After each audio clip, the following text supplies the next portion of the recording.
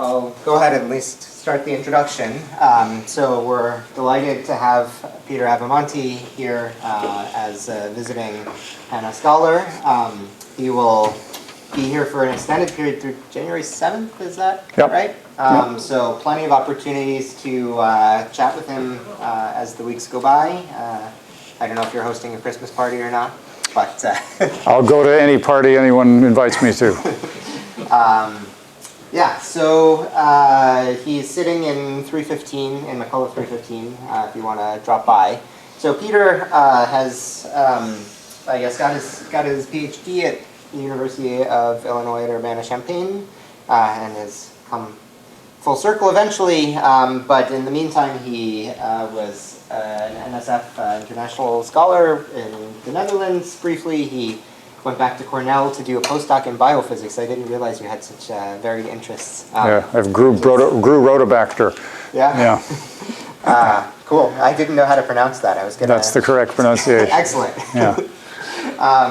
Then spent a couple of years at Brookhaven before going back again to UIUC. And Peter, as many of you probably know, has made tremendous contributions in a number of areas, particular resonant soft X-ray scattering, also inelastic scattering, looking at charge order and rates, and many other interesting physical systems where there are collective excitations, for example, like similar ones that we'll hear about today, and in the last decade or so has been working on momentum resolved EELS, and I guess if I were to sum up in a sentence, Peter is really pushing the bounds of what can be done in terms of spectroscopy and instrumentation, and looking at interesting quantum materials with new tools. So with that, I give you the floor. And okay, thanks, Ben. Yeah. I'm taken aback by how many of you are here. My seminar was originally yesterday, but I didn't make it because I had the wrong day in my calendar, because I'm an airhead, and that's what happened. So instead it's today, but I did get here eventually. I called my mother and I said, "Mom, you're never gonna guess what I did." And I told her, and she said, "Well, it's glad to hear you're exactly the same as you were when you were a kid." So she also said, "I was just talking with one of my friends whose son is in jail, so you're doing better than that guy." So that confessional having taken place, I'm going to talk to you about a discovery made of a new collective mode. It was observed serendipitously in this intriguing superconductor, strontium ruthenate. It's actually a property of the normal state, as we'll discuss. It's actually got a name. It's called a demon. It was predicted by a theorist named David Pines in 1956 and was not observed until we saw it by accident in 2018. It took us several years to figure out what it was, and eventually we did. This work was mainly done by my former student Ali Hussein and Edwin Huang, who was a student here with Tom Devereaux and was in Urbana as a postdoc. Now he's a professor in Notre Dame. Okay, so what I'm going to do is start by telling you what a demon is. I'll pretend like it was measured on purpose by discussing the theory first and then the experiments, and then I'll try to convince you that that's what we saw. Okay, so the closest sibling excitation to a demon is a plasmon. So let's take a couple of minutes and just discuss what a plasmon is. Probably many of you have seen this picture that is in Ashcroft and Merman, but basically a plasmon is a collective mode in the electron density, normally of a metal. You can get plasmons in insulators too, but normally think of them as being in a metal. And the basic cartoon is if I have a metal, all the carriers are mobile, so if I take the electrons and displace them all to the right with respect to the ions, I'll get a buildup of surface charge on this surface that's negative, a buildup of positive surface charge on that surface, which means there's an electric field inside which creates a return force. And electrons have a mass, which means that this thing will oscillate and will undergo simple harmonic motion at a frequency that's given by the square root of the density. So that's called the plasma frequency. So this is a basic collective mode in metals. And it's basically a sound wave. So it's a longitudinal density wave in the electrons. The difference between this and ordinary sound, which is in a solid, is an acoustic phonon, is the frequency. These things are up at very high frequency, and the reason for that is because electrons are charged. So acoustic phonons are, sound comes from acoustic phonons, which are gapless excitations, and that's because atoms are neutral. If you make the objects charged, then it gets pushed up by the plasma frequency. That's a thing called the Anderson-Higgs mechanism, which we can talk a little bit about at the end if it's of interest to people. So there are many different experimental signatures of plasmons. The most clear one is if you measure this quantity called the dynamic charge susceptibility, which is nothing other than another way of quantifying the longitudinal density response. So if you plot the imaginary part of that at some fixed momentum as a function of frequency, there will be a peak. And that peak is at the plasma frequency. So that gives you the plasma frequency, its lifetime through the width, and so on. So that's the backstory. Okay, so what's a demon? So in 1956, David Pines asked the following question. He said, let's suppose I had a metal with two different kinds of electrons in it. And for the sake of PowerPoint, I'm going to assume that they're heavy and light, and that the blue ones are electrons and that the red ones are holes. But the argument applies even if they're both electrons or both holes or so on. And he said, so this would apply to a case where I have, say, two bands crossing the Fermi surface, which happens in a lot of different materials, which I could list all day. So he said, so he asked, what are the collective modes of this thing? And basically the way he argued is he said, well, if I took away all of the heavy electrons, I would have a plasmon, and it would have a high plasma frequency, which I will call little omega p.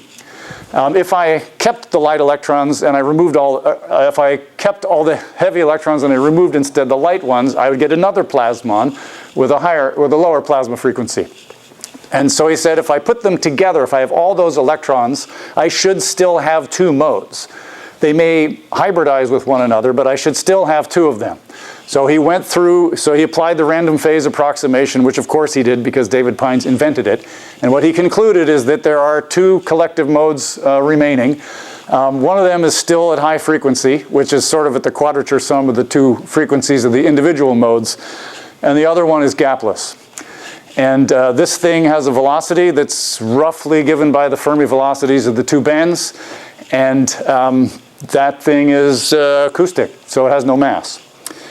And he named this thing in his paper, and I'll be completely honest, I don't really like the name. I would have named it something else, but so to not claim credit for the name, I'm going to quote David Pines himself. I always thought it too bad that Maxwell lived too early to have a particle or excitation named in his honor. Therefore, I suggest it in honor of Maxwell, and because we deal here with a case of distinct electron motion, I'll tell you what that is in a second, we call these new excitations demons. So the reason I don't like the name, first of all, is I don't know how to say it. Is it a demon? I mean, there's phonon, magnon, plasmon. Those are ons. It's D-E-M-O-N. I guess you'd call it a demon, except demon is already a word. So we already have a way of pronouncing that. So I don't like that. It also has absolutely nothing to do with Maxwell's demon, which is this paradox that you learn about when you take stat mech, which probably some of you have. Anyway,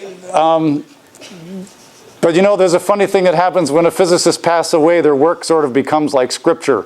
I can't argue with David anymore about the name. So okay, anyway, that's enough. Let's just stop that discussion there. Okay, so in his paper, he describes a physical way of thinking about a demon. So let's suppose the blue electrons are heavy, the red ones are light. The red ones, therefore, will move much more quickly than the heavy ones. So what will happen is, you can, at some low energy scale, you can think of the system as some slowly moving blue particles with some very rapidly moving red ones. And then what the red ones will do is they will screen the Coulomb interaction between the blue ones. So what will happen is you'll essentially end up with effectively at low energy a system of neutral carriers. So it's basically the heavy electrons where the Coulomb interaction between them is screened by the metallic movement of the light ones. And so you basically get neutral particles left over. The way I've drawn them, it looks like they're bound states, but they're not. It's really a screening effect. It's not like excitons forming or something like that. And the key thing is, if you have a sound wave, a collective mode of neutral objects, they will be at zero frequency. So, you know, if you just go back to the formula, plasma frequency is this. If E squared is 0, this thing is 0. Or said another way, the reason a plasmon is at high frequency is if I take all that charge and move it one direction, there's a huge Coulomb cost to doing that. But if I have two distinct baths of charge and I move them in opposite directions, I don't build up any surface charge on the boundary, and so there's no Coulomb cost to doing that. So so these things are acoustic, they're at zero frequency. So that's basically what a demon is. You can think of it as a collective mode of neutral particles, just like a sound wave or something like that. Or you can think of it as two baths of charge beating against one another. So if you were to do an experiment and see such a thing, the first experimental signature would be that the thing would be gapless. So that's one signature. But if you did nothing other than see an excitation that was gapless, you wouldn't be convinced it was a demon, because there's a lot of ways to get gapless excitations. So there's another signature that I'm going to do a little bit of math for 3 slides, which you're not supposed to do in a colloquia, but I'm sure it's going to go fine. Which is there needs to be some way of testing whether this thing is neutral. So it's a neutral excitation. It's a collective mode of neutral particles. That should have an experimental signature too. And so one should check that as well. Okay, so I'm going to give my best physical explanation of why this is. Okay, so let's just talk about screening for a minute. So let's suppose I took a block of material and I stuck it inside a capacitor, and then I charged up this capacitor. I applied voltage to the plate, so I put some free charge on this plate and the opposite on that plate. And then I asked, what does this material do? It will polarize, so it'll generate a polarization, which is equivalent to saying that it'll build up a surface bound charge on each of those two surfaces. And the surface bound charge is just epsilon minus 1 over epsilon times the free charge on the plates, so that's just Gauss's law. And if this thing is a metal, what it means is that the electric field inside this thing will be 0, which means that the bound charge has to be equal to the free charge, which is equivalent to saying that epsilon diverges. So that's the sort of definition of a metal. It's a thing where epsilon is infinite, in which case sigma b is sigma f, and the total field inside is 0.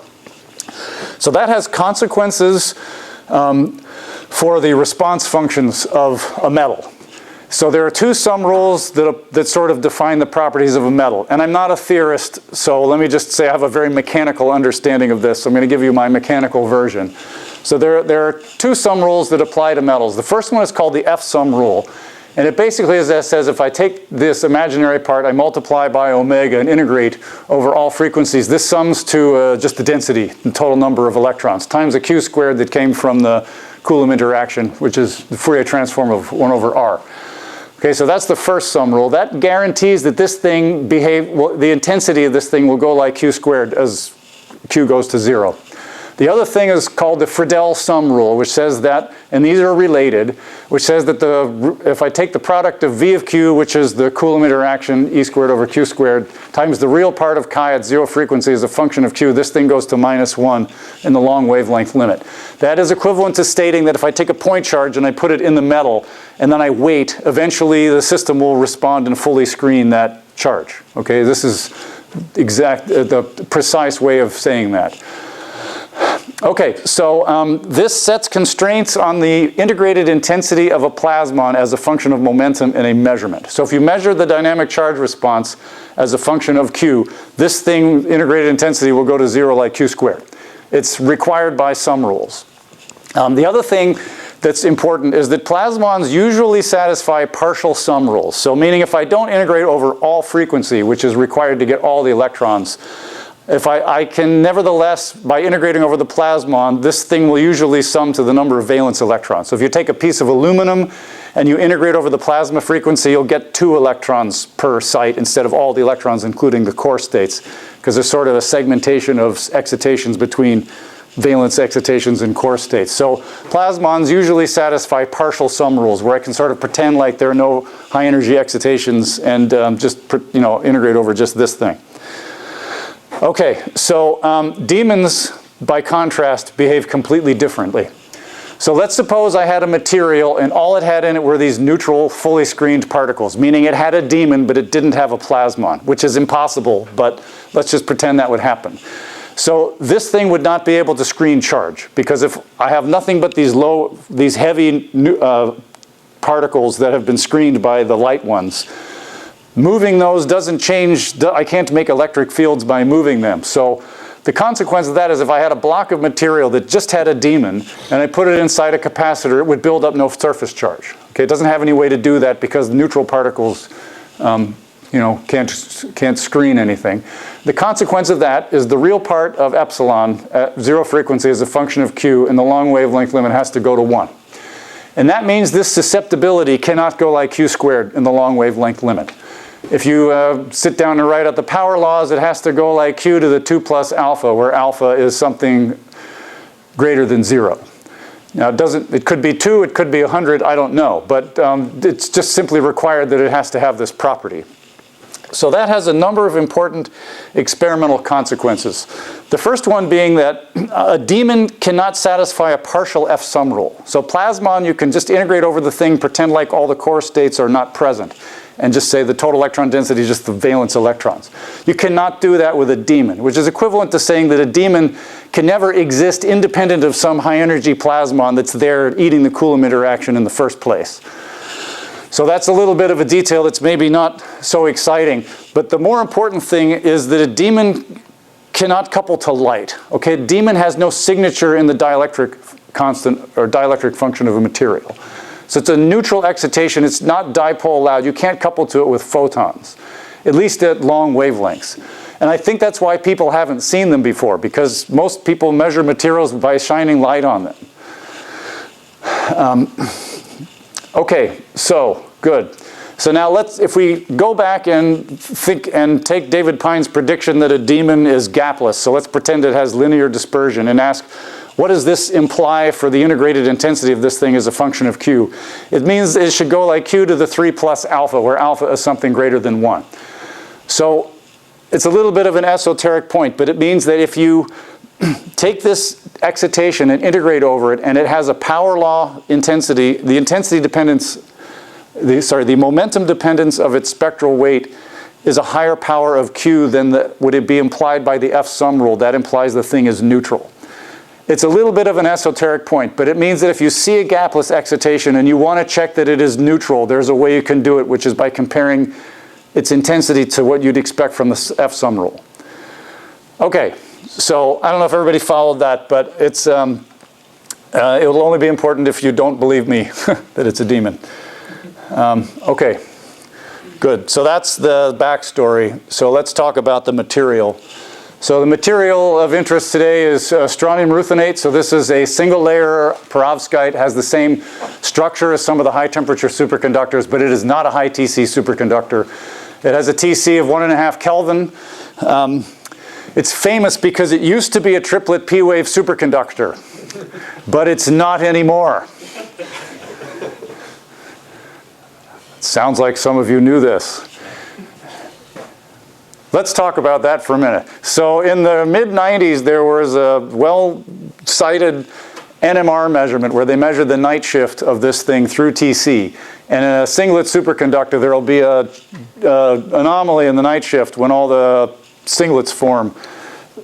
And that's a signature of a singlet superconductor. This material simply didn't do that. If you look at the night shift, it just goes, it's constant straight through TC to the lowest attainable temperatures, which people took to mean that this is a triplet P-wave superconductor. So there were quite a few papers that cited that paper that sort of came up with an interesting mythology of what phase might exist in that. And then there was another set of papers that cited those papers. And then there became an interesting thing where there were hundreds of papers all on this thing is a triplet superconductor that all cited one another. But all the citations, if you trace them back, went to that one NMR measurement that simply saw nothing. And I have to say there's a lot of ways to see nothing besides there being no effect, right? You could also just didn't see something because it didn't work.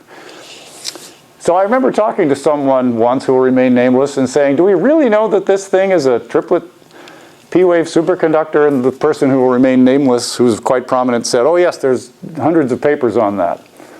But you have to trace where they came from. Anyway, so a few years ago, there were some new measurements from UCLA where they saw an anomaly because it turned out the sample just didn't get cold. It wasn't as cold as they thought it was, which has caused us to completely rethink the superconductivity in this, which is definitely not S-wave. It's something weird. I only bring this up because it's a colloquium and it's good to tell stories. I'm not actually going to show you anything about the superconducting state at all. As far as this talk is concerned, we're going to be interested in the normal state, and the normal state is well understood. So the normal state of strontium ruthenate is a nice Fermi liquid. So it has a t-squared resistivity, and if you do quantum oscillation measurements, Shubnikov de Haas, you see nice oscillations. And if you measure the frequencies of the oscillations, which occur in the order alpha, beta, gamma, they match nicely onto the volumes of the 3 Fermi surfaces. Oh yeah, so the interesting thing about strontium ruthenate, it has 3 Fermi surfaces. So, and they derive from the 3 4D bands of the ruthenium, so these T2G bands, which hybridize and come up with this form. So the reason this is interesting for this purpose is that this has more than one kind of electron in it, so this material could have a demon. It might even have more than one demon, because it has 3 kinds of electrons and not 2. Nevertheless, it might have one. But if you want to know for sure, you'd have to do a measurement and also do a calculation to check that it, just as a reality check to see if you expect that. I want to point out before we dive in too far, which is that these beta and gamma bands are quite interesting. The beta band is actually quite one-dimensional, and the beta and gamma bands, the Fermi velocities differ by about a factor of 2. So there's a little bit of a heavy and light electron dichotomy between these 2 bands to keep an eye on. So I only mention that in passing, but we'll come back to that point in a minute. Okay, so what's the experiment? So the experiment is our, well, I call it a MEELS. It's based on a surface science technique that was developed in Germany in the 70s called EELS. And basically what we did is we took one of these instruments and we made it fully momentum resolved. So we took one of, it's basically a surface science device, and we made it to a low temperature sample goniometer that's custom made. And what that does is allows us to do real reciprocal space scanning like you would do with a neutron triple axis spectrometer or a similar thing. The great thing about this technique is it has an energy resolution of about 6 millieV, and with a sphere of confusion of 80 microns, we can get a momentum accuracy of about 0.01 inverse angstrom, or a momentum resolution of about 0.02. So it has the basic kinematics of something like angle resolved photoemission or neutron scattering, so it's good at measuring low energy collective excitations. So diving in the details a bit more, there's a doubly differential scattering cross section, and it reminds you to some extent of angle resolved photoemission. How many ARPES people are there in here? Okay, that's what I expected. So, in ARPES, the intensity is some matrix elements times a Fermi function times the 1 electron spectral function, which is the imaginary part of the electron Green's function. This is very similar. So it's some matrix elements which involve a Coulomb interaction times a thing that's called, it's a density-density correlation function. So it basically is the spectrum of density fluctuations on the surface, which is a Bose factor times the imaginary part of a bosonic Green's function. So it's sort of like angle resolved photoemission for the bosons is what it is.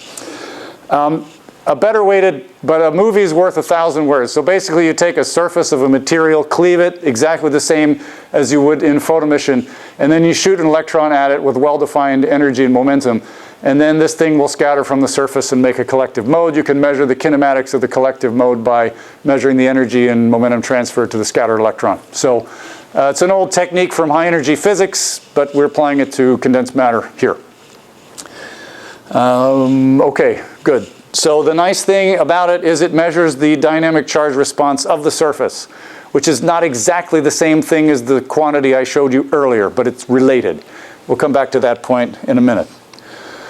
Okay, so let's suppose you were to guess what you think would happen in such a measurement. You might think that you would see a plasmon with such a thing. And if you asked, where would I expect that plasmon to be?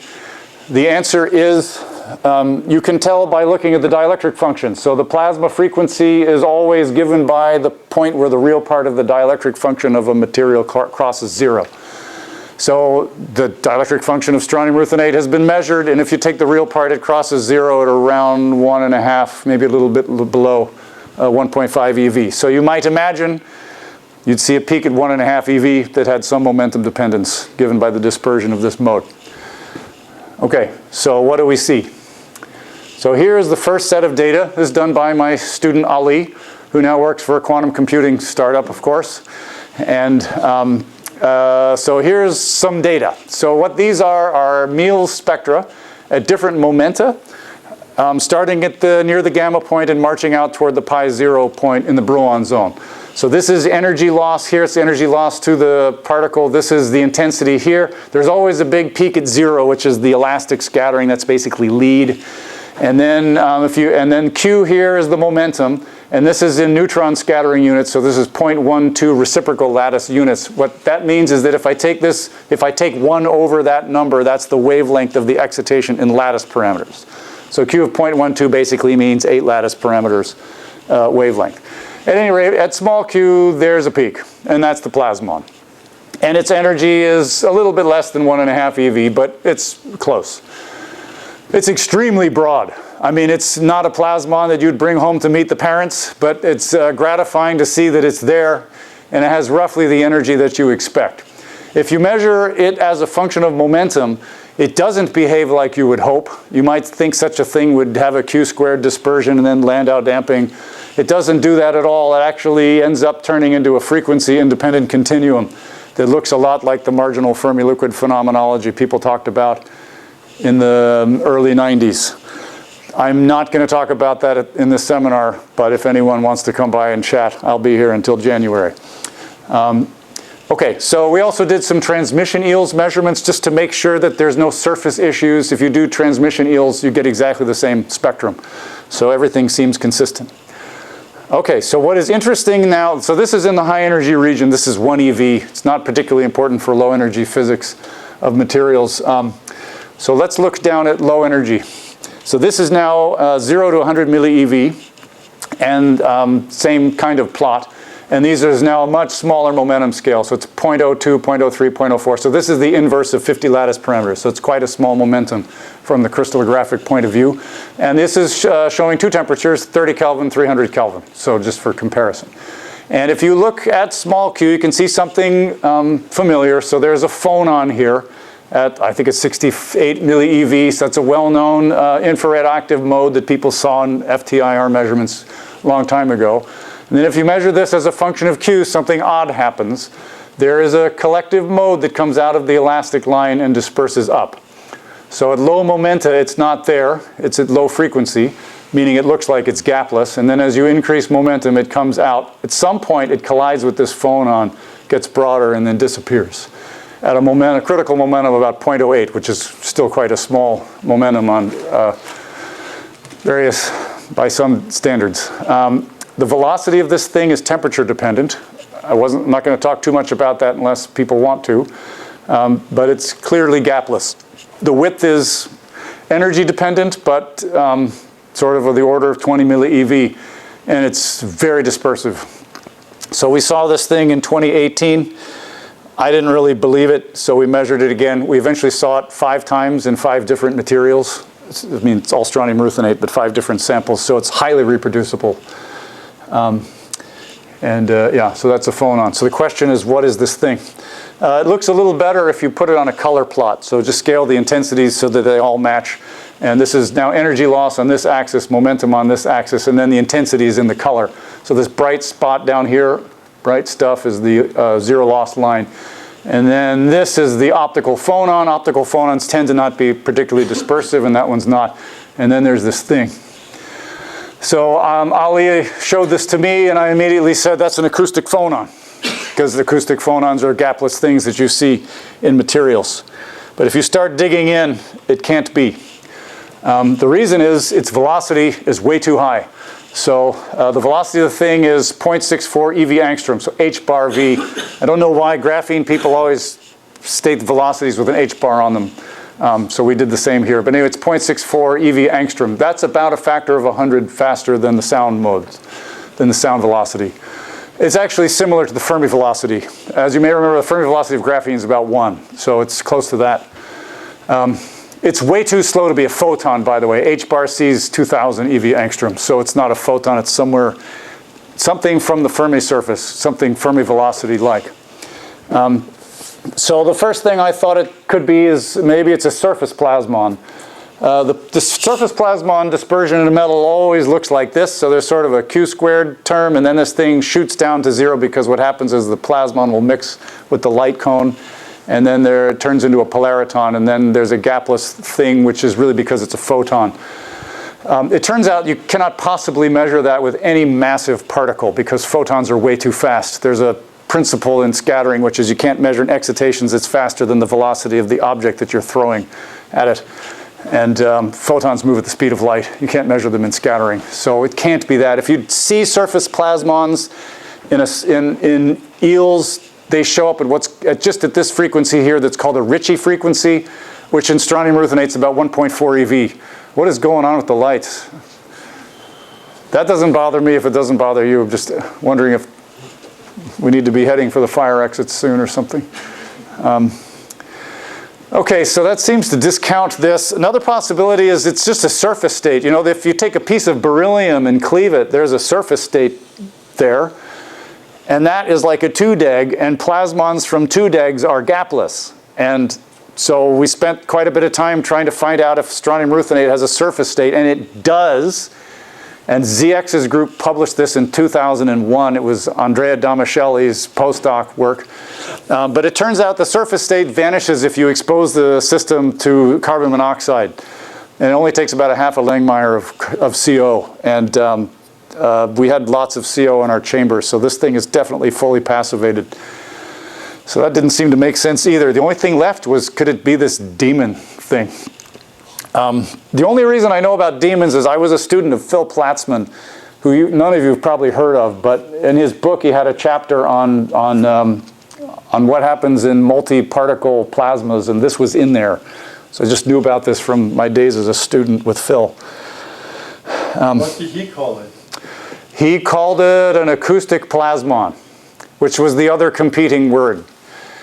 And actually, if we want to get onto that topic, you might ask, why didn't we call it an acoustic plasmon? And the reason is because if you go to Google Scholar and type acoustic plasmon, what you get is hundreds of links to papers on twisted van der Waals materials, which have acoustic plasmons, but of course they do because all 2D systems, even ordinary plasmons, are acoustic. So we had to find another name to disambiguate this from things happening in 2D systems. So we get stuck with demon. Nature loved the word demon, by the way. So, you know, there was that too. Okay, so maybe it's a demon. So how can you tell? Well, it only satisfies one of the criteria. It's gapless. But we also need to know if it's neutral. And before we do that, we need to do a reality check and just ask, do you expect strontium ruthenate to have a demon? So in David Pine's paper, he considered 2 spherical bands with p squared over 2m dispersion with different m's. And that's not what strontium ruthenate is. This is a quasi-2D system with nested Fermi surfaces. It's not obvious at all that it would satisfy the criteria that Pine's laid out. So you have to do a theory. So that's where Edwin came in. So what he did is he just did RPA, but he did it using the exact strontium ruthenate band structure, which was parameterized by Sergei Borisenko. There's a nice paper with a tight binding parameterization. It all is designed to fit the ARPES data. So all we had to do was take these bands, and this is my experimentalist's explanation of RPA. Had to compute the Lindhard function, which is just this bubble, and then put that into the RPA formula. RPA leaves out an enormous number of corrections. It's called the random phase approximation for a reason. We'll come back to that point at the end. Edwin's hair, this is all done during the pandemic, by the way, which is why Edwin has not had a haircut. I don't know why I'm editorializing that either, because he was a student here. Okay, so nevertheless, so there are no adjustable parameters. Even epsilon infinity is known from optics. It's 4.5. So you just plug it in and see what you get. There's no fitting to be done.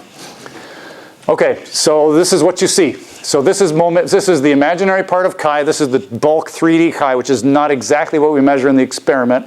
I'll come back to that point in a minute. So this is momentum on this axis in reciprocal lattice units. This is energy in EV. And this is this quantity times 1 over q squared. And the reason for multiplying by 1 over q squared is that this thing satisfies the F sum rule, which means it goes to 0 like q squared. And that means if you divide by q squared, the intensity of this thing should go to a constant. So you can see on here several important things. The first thing is that it's got a frequency that's similar to the crossing of the real part of epsilon that we saw earlier, and also where the bulk plasmon is that we saw.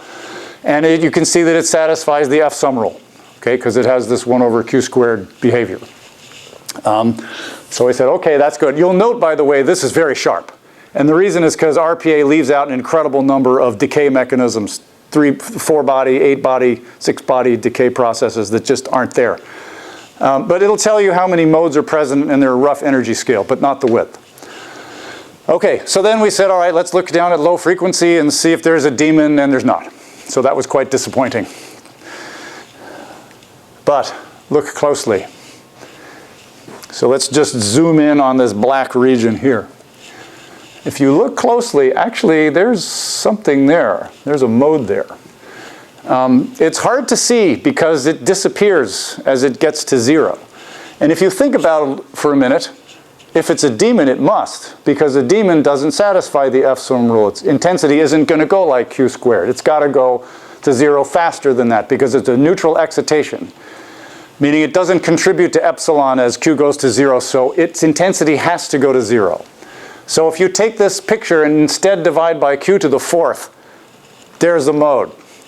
Now, one of the brilliant things Edwin did is he figured out, and I'm not going to show this, a way of decomposing the susceptibility by band. So he came up with a bunch of chi alpha beta, chi beta gamma, chi gamma alpha, where you could actually ask which different orbitals are beating against one another to create this excitation. And what he was able to show is this is a demon in RPA.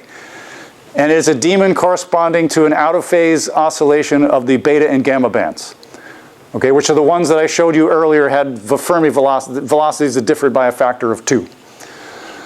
So that's a demon in the calculation. So interesting. So we saw a gapless collective mode in the experiment. We did a simulation, showed that there is a demon. So the next thing to do is compare them. Ready? Okay, so here is the data. This is room temperature now shown. And the gray line is the demon dispersion in RPA. And the velocity is within 10%. So I like to stop at this point and ask how many people think that these two curves agree. The veteran at the back says yes. I'd like to point this out. How many think they disagree? Okay. Good. I would like to point out there's one important point of agreement. They both have a mode. It could have been the case that there was no mode. So the fact that they both have an acoustic excitation is a very important form of agreement. But the dispersions are not exactly the same. And now there's a conversation to be had, which is, why is that? I think it has something to do with the lifetimes of the quasi-particles. Though I've had conversations with people who say there's something wrong with your experiment because it doesn't agree with theory. It's amazing how often I get in have conversations like that. But that's another editorial thing. Okay, so good. So there it is. The last thing is we have to see if this thing is neutral. So we need to look at the momentum dependence of its integrated intensity. So now this is not a trivial thing because this EELS, as I showed you, is a surface technique. It's like photoemission or STM. And the susceptibility that this measures, it is a charge susceptibility, but it's not the same one that you compute in RPA. So it's important to compare to the correct sum rule. The sum rules that I showed you correspond to this bulk three-dimensional susceptibility. This is a surface response. If we want to know if this thing is neutral, we have to compare to the F sum rule for the response function that we measure. So here's a slide of math. And I would like to credit Bruno Ochoa, who's a professor at the University of Oklahoma, for working this out. So this is the F sum rule for the response function of surface EELS. Amazingly, it had never been derived before, so it's in the supplement of this paper. You can write this thing in several ways. The most useful way is to write it directly in terms of the cross-section that we measure. So this V is the matrix elements from scattering, and this rho of Z is the density profile of the surface. It's just how the rho goes to 0 near the surface of the material. Okay, so the dispersion of the demon is not linear. It is q squared. And we could have a conversation about why that is. I think I know. So that means that the cross-section, if you were to quantify the integrated intensity, you could write it like this, I naught times this. Okay, but now this is a q squared, gamma is just a coefficient. If you take this and you plug it in here, then what you would conclude is that the integrated intensity of this thing should be some constants times 1 over q to the 5th, if it satisfies the F sum rule. If it's a demon, it should not. And it should not in a very specific way, meaning it should go like q to the alpha, where alpha is some power that's higher than this. Now the reason the power is so weird is because all these matrix elements and stuff were left in, because we want to actually analyze the experiment. So anyway, that's what you expect if it's a conventional excitation that could satisfy a partial sum rule. So if the alpha that you get is bigger than -5, that's evidence that the thing is also neutral. So here's what you get. So this is the integrated intensity taken straight from the data. This is the momentum transfer, and it's on a log-log plot, so power laws look like lines. Q to the -5 is this dashed line here in gray. And the experimental data points are in purple. They're not exactly a power law. There's no reason to think that they should be, but if you fit a line to them, or power law to them, you get alpha of -1.83, which is significantly higher than -5. So it's consistent with this thing being a neutral excitation. So it's gapless. It's clearly electronic. If it weren't, it would never be able to propagate so fast, and it's neutral. So it's demon. 90, okay, proof in high energy physics is 6 sigmas. Proof in condensed matter physics is, if it's 85% likely, I guess we take that. I think I'm pretty sure it's a demon. I'm more than 80% sure it's a demon. 90%. So to summarize, I think that was only 45 minutes. Strontium ruthenate has a demon. It was predicted 67 years ago and not seen until we saw it by accident in 2018. And a demon is a fundamental collective mode of matter. You know, you hear all about magnons, phonons, excitons, plasmons. There's another one, and it's a demon. And I don't think demons should be rare. The only reason we saw it and no one else did is because we're measuring things at finite wave vector. Optics only measures at q equals 0, and it doesn't couple to things like that. So it sort of speaks to the importance of just doing new kinds of measurements and seeing what's out there without a plan. Sometimes you just find good stuff that way. At any rate, there's no reason, there's nothing particularly special about strontium ruthenate. I think demons should be a bit like topology. They aren't in everything, but there's no reason to think it should be unusual. So what is a demon? So you can think of it as a collective mode of neutral particles. So it's sort of like an acoustic phonon where one band acts like the nuclei and the other band acts like the electrons. You could think of it as an out-of-phase oscillation of two bands beating against one another. Or you can just think of it as a modulation in the occupancy, sort of like a magnon. A magnon is a modulation in the spin index. A demon is a modulation in the band index. So a good cartoon is something like this, where there's a plasmon in the density of the beta band, a plasmon in the density of the gamma band, and they coexist and beat 180 degrees out of phase so that the overall density is neutral. But there's charge moving between the two bands. So why should we care about demons? The reason is a demon it can be involved in the low energy physics of a material. It's gapless. In fact, there was a paper by Marvin Cohen in 1981 arguing that demons should mediate superconductivity because it's down at the energy scale of where superconductivity takes place. So there's a lot of reasons to think that demons could make superconductors that are intriguing. Gosh, strontium ruthenate, it's an intriguing superconductor, isn't it? I wonder if this is why. Okay, I'll stop there. Thanks very much.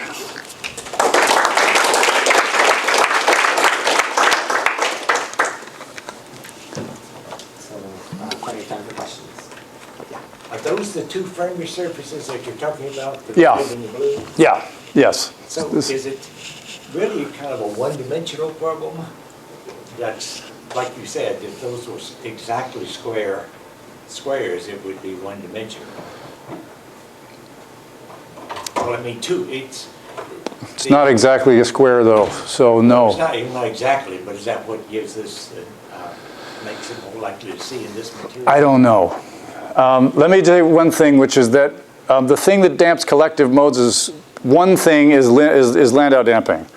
So, so one way to assess if there's Landau damping is to compute the Lindhard function and then see what it looks like. And there's a funny thing that happens because of the kind of quasi-1D behavior of the beta band, which is if you plot the Lindhard function, there's a quiet spot, kind of shaped like an eye.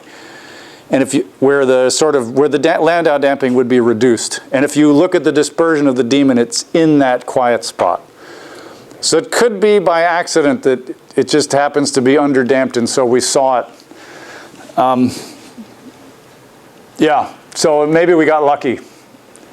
But better lucky than smart. That's what I was always taught as an experiment. Yes, in the back. So, as you mentioned, there are 3 bands here, and then each pair could have a different beating. Yes. So have you seen that, or like?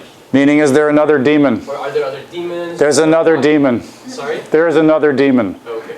We didn't see it. If you look in the RPA, there's a second demon that's really low energy. And the reason it's a low energy is because the Luttinger volume of the alpha pocket's really small. So that one's at really low frequency, so we didn't have the resolution, but it's there in the calculation. Which makes you ask, gosh, could the number of collective modes be fixed? Because in Pine's argument, he had 2 Fermi surfaces and 2 demons.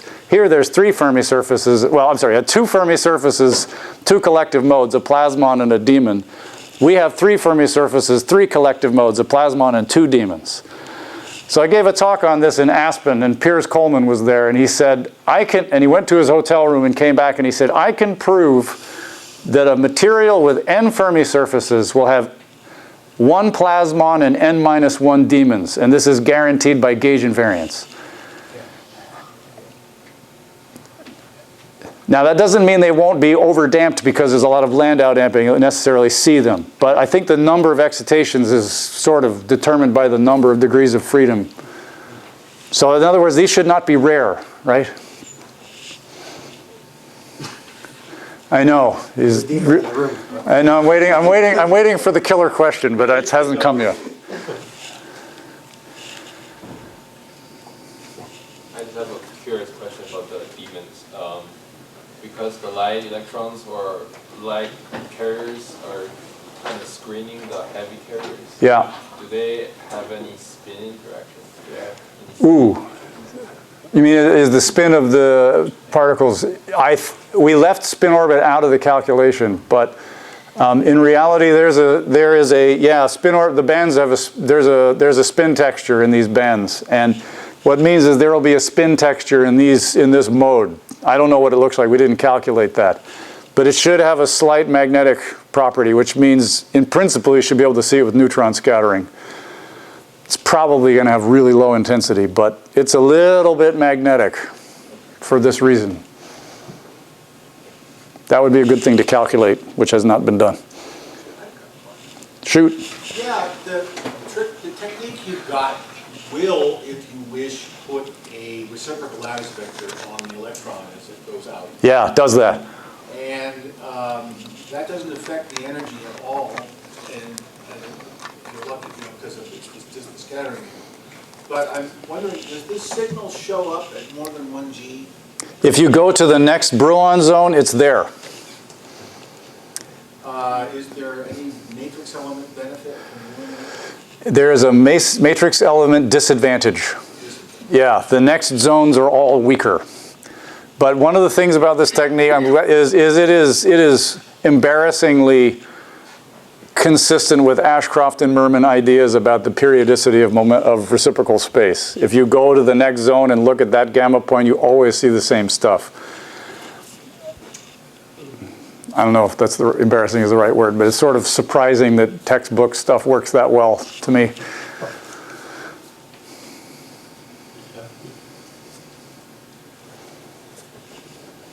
It seems fairly straightforward to predict other materials that are as well characterized as strontium ruthenate. So have you tried it? Well, I'm not a theorist. I only do RPA when forced. And Edwin left, so I don't know. I don't know what to do. I think that if I were a young person looking for intriguing things to calculate, seeing what else has demons would be a great thing. Because I think demons are doing things in solids and we didn't know. And there might be a lot of things going on that. So okay, so let me just say we've been studying the bilayer strontium ruthenate 327. That does not have a demon. Not theoretically nor experimentally. We didn't do the theory, but the experiment, we got beautiful cleaves, really nice data, there's no demon. I would love to see if someone could explain that. So in the original setup, it was electrons and holes. Yeah. And here is electrons and electrons. Right. And originally you needed a heavy one and a light one. Right. And here the masses are not so different. Right. And if the argument is, in an n-band system you have n-1 demons, it seems like the conditions are very relaxed. They're very relaxed, yeah. Well, okay, there's no reason that one has to be holes because you can screen negative charge with negative particles, right?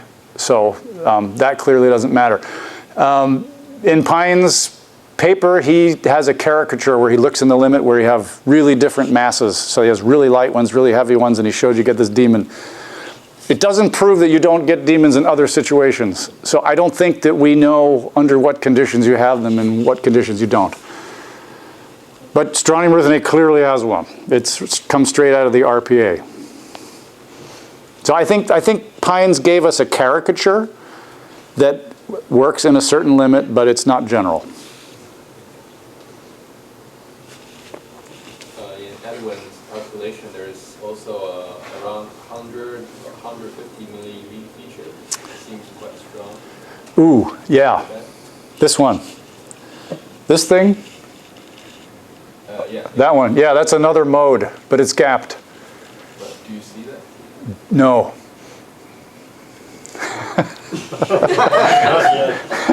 Not yet. Yeah. Nope. Sorry.